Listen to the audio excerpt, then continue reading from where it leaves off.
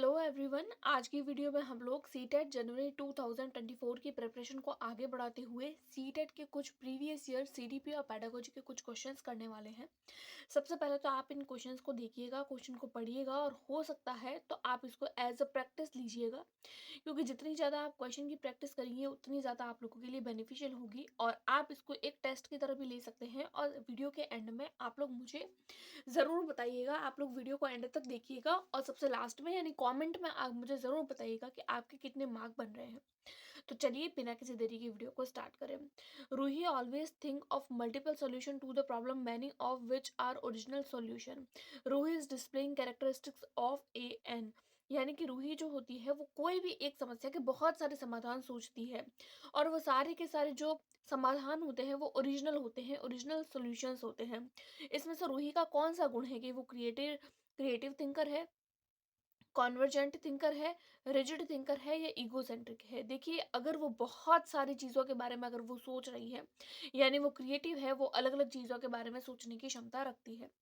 Next question है, which one of the following statement about intelligence is correct, यानी कि intelligence के बारे में कौन सी एक बात ठीक है। इंटेलिजेंस है fix ability determined at the time to birth only. देखिए, इंटेलिजेंस एक तो फिक्स नहीं होती है और सिर्फ बर्थ के टाइम पे नहीं होती है, तो इसलिए फर्स्ट ऑप्शन गलत हो गया।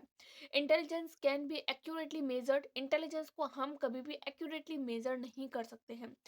Determined by using standardised test, intelligence का कभी भी स्टैंडर्डाइज्ड टेस्ट नहीं लिया जा सकता, इसीलिए सेकंड ऑप्शन हमारा गलत हो गया।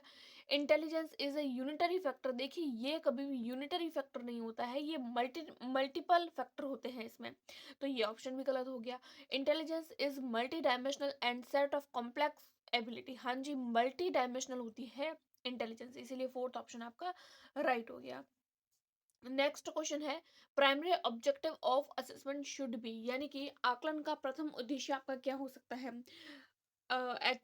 असाइनिंग रैंक टू स्टूडेंट, देखिए बच्चों को रैंक करना कोई हमारा असेसमेंट का कोई ऑब्जेक्टिव नहीं है। Understanding children clarity and confusion about related concept, ये ऑप्शन हो सकता है, फिर भी हमें बाकी ऑप्शंस पढ़ने हैं। लेबलिंग स्टूडेंट, ये गलत हो जाएगा, मार्क, क्योंकि हमें बच्चों को लेबल नहीं करना है, रैंक नहीं करना है। मार्किंग पास और फेल, फेल और पास में मार्क करना हमारा मेन जो होता है वो उद्देश्य नहीं होता है। Understanding children clarity and confusion about related concept, यानी कि बच्चा जो है उसको किसी भी कंसेप्ट से लेकर जो भी कंफ्यूजन है उसको क्लैरिफाई करना। उसके बाद में आता है, while working on a jigsaw puzzle 5 year old Najma says to her self, यानी कि एक 5 साल की बच्ची है नजमा, वो एक जिक्सॉ पजल को पजल है उसको सॉल्व कर रही है और वो अपने आप से कह रही है where is the blue piece, वो खुद को ही रेगुलेट कर रही है, खुद से ही पूछ रही है where is the blue piece, no not this one, यानी नहीं नहीं ये नहीं है, darker one that would go here and make this shoes, यानी कि डार्क यानी ये नहीं गाढ़े रंग वाला जो जूता है उसे जो पूरा जूता बन जाएगा। This kind of talk is referred to by Vygotsky.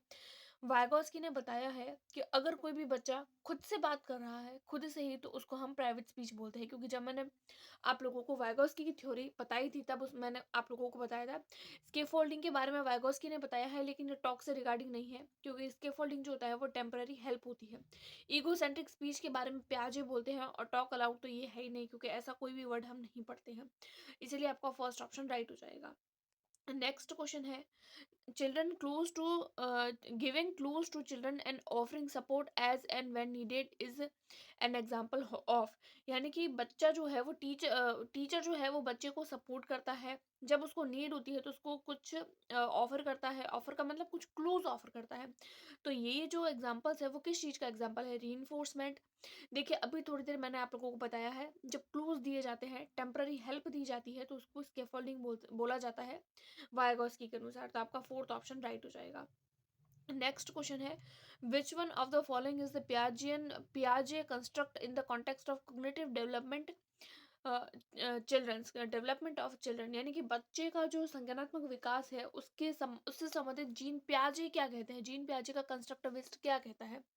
Schemas, हाँ, स्कीमा के बारे में बताया है। ऑब्जर्वेशनल लर्निंग के बारे में बेंड्यूरा ने बताया है, पियाजे ने नहीं। कंडीशनिंग थ्योरी के बारे में पियाजे ने नहीं बताया है। रीइंफोर्समेंट के बारे में भी पियाजे ने नहीं बताया है। पियाजे ने स्कीमास के बारे में बताया है, यही आपका ऑप्शन राइट हो जाएगा। उसके बाद में आता है next question, which one of the following theorist while viewing children as active speaker. देखिए जब एक्टिव स्पीकर आए, नॉलेज एम्फोसाइज आए, social and cultural content on their thinking, खुद की थिंकिंग, यानी देखिए यहाँ पर सबसे पहले क्या आ रहा है कि एक्टिव स्पीकर है, सोसाइटी एंड कल्चर से रिगार्डिंग है। जब कोई भी बच्चा सोसाइटी और कल्चर से रिगार्डिंग आता है तो ऑब्वियसली उसका आंसर हमारा वाइगोस्की हो जाएगा। Which one of the following is an effective strategy to reduce children gender stereotype and gender role conformity? यानी कि बच्चे में जेंडर रूढ़िवादिता और जेंडर भूमिका अनुरूपता को कम करने के लिए सबसे अच्छी पद्धति कौन सी है? डिस्कस करना जेंडर बायस के बारे में, हाँ ये हो सकता है। एम्फेसिस करना जेंडर स्पेसिफिक रोल, देखिए जेंडर स्पेसिफिक रोल पर कभी भी हम एम्फेसिस नहीं करते हैं।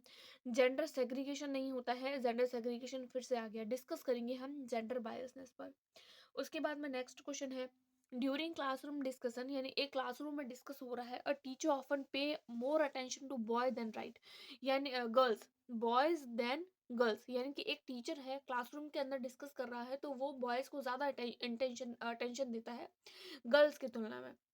ये किसका एग्जाम्पल है कि वो टीचर जो है वो जेंडर बायस है, जेंडर आइडेंटिटी है, जेंडर रेलेवेंट है, कॉन्स्टेंसी है। देखिए इसको जेंडर बायस बोला जाता है क्योंकि टीचर जो है वो लड़कों के प्रति ज्यादा झुकाव शो कर रहा है, इसलिए आपका फर्स्ट ऑप्शन राइट हो जाएगा। विच one of the following is the stage of moral development proposed by Lawrence Kohlberg. Lawrence Kohlberg की कौन सी स्टेज इन सब में से है? लेटेंसी स्टेज के बारे में कोहलबर्ग ने नहीं बताया है। सोशल कॉन्ट्रास्ट ओरिएंटेशन, हाँ इसके बारे में बताया है। कंक्रीट ऑपरेशनल स्टेज के बारे में पियाजे ने बताया है। और इंडस्ट्री एंड इंफेरिटी स्टेज के बारे में एरिक एरिक्सन ने बताया है। और लेटेंसी स्टेज जो है उसके बारे में कोई अलग वैज्ञानिक ने बताया है, तो यहाँ आपका सेकंड ऑप्शन राइट हो जाएगा। नेक्स्ट क्वेश्चन है, the most critical period of acquisition and development of language is, यानी कि भाषा का अर्जन और विकास के लिए सबसे संवेदनशील अवधारणा कौन सी हो सकती है, कौन सी ऐसी एज है जिसमें बच्चे के सबसे ज्यादा लैंग्वेज डेवलप होती है? प्री नेटल पीरियड नहीं हो सकता क्योंकि जब बच्चा हुआ ही नहीं है, अभी जन्म ही नहीं हुआ है, तो फिर कैसे उसकी लैंग्वेज डेवलप होगी? अर्ली चाइल्डहुड हो सकता है। एडोलसेंस तो कभी नहीं हो सकता क्योंकि तब तक तो बच्चे की लैंग्वेज जो है वो पूरी तरीके से डेवलप हो चुकी होती है। मिडिल चाइल्डहुड में भी बच्चा जो है वो पूरी पूरी लैंग्वेज सीख जाता है। बच्चे की लैंग्वेज सीखने की जो एज होती है वो 2 से लेकर 5 से 6 या 7 साल होती है। 5 से 6 साल तक बच्चा जो है वो लैंग्वेज को सीख सकता है। तो और वही एज जो होती है वो अर्ली चाइल्डहुड की होती है, इसलिए आपका सेकंड ऑप्शन राइट हो जाए। बाद में आप लोगों को ज़रूर बताना है कि आपके इस टेस्ट में जो है वो कितने मार्क बन रहे हैं और कितने मार्क की आप लोगों को और ज़रूरत है। अगर मुझे लगेगा कि हाँ बहुत कम मार्क जो है वो स्टूडेंट्स के या कैंडिडेट्स के बन रहे हैं तो मैं और इस पर वीडियो बनाऊंगी। अगर आप लोगों को वीडियो पसंद आई तो प्लीज़ आप वीडियो को लाइक करें, शेयर करें अपने दोस्तों के साथ में। और अभी तक अगर आप लोगों ने चैनल को सब्सक्राइब नहीं किया है तो चैनल को सब्सक्राइब करें क्योंकि हम हर टीचिंग एग्जाम से रिलेटेड इस चैनल पर डिस्कस भी करते हैं और एग्ज़ाम की जानकारी भी देते हैं, उसके साथ में हम प्रिपरेशन भी करने की कोशिश करते हैं। सो आज की वीडियो में इतना ही, मिलते हैं नेक्स्ट वीडियो में, तब तक के लिए टेक केयर, बाय बाय।